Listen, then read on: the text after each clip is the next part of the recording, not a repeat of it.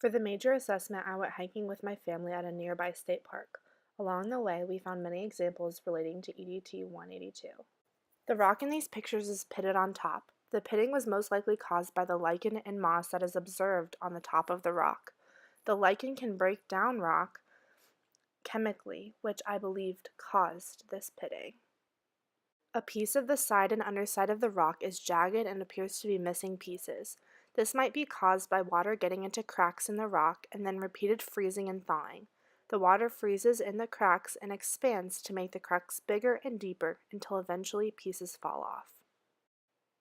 The land and riverbank in these pictures shows evidence of water moving soil and sediment to other locations. The water created and cut a path with persistence down the hill, and in doing so, most likely moved soil and rocks to the base of the hill.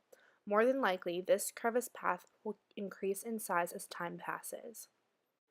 In the picture of the riverbank, it is apparent that soil has been cut away from the riverbank, exposing tree roots, with the water carrying the soil and sediment to another location. It is most likely that eventually enough soil will be torn away that the tree will fall. These next four pictures depict where soil and sediment have been dropped off in a different location. In the first picture, there is a small stream that more than likely carried sediment and soil from upstream and deposited it where the water slowed down and no longer had the energy to carry the sediment. This sediment formed a small island in the middle of the stream, much like what happens when a delta forms at the mouth of a river.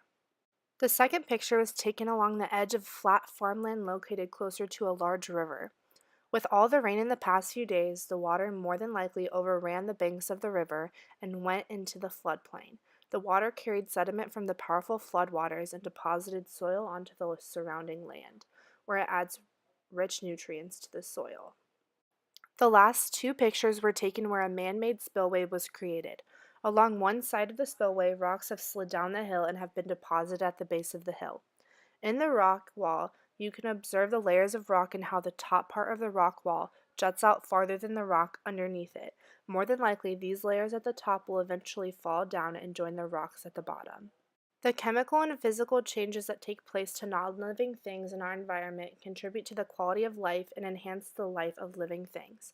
For example, if life didn't come with trials and tribulations, there would be no meaning or no change happening within ourselves.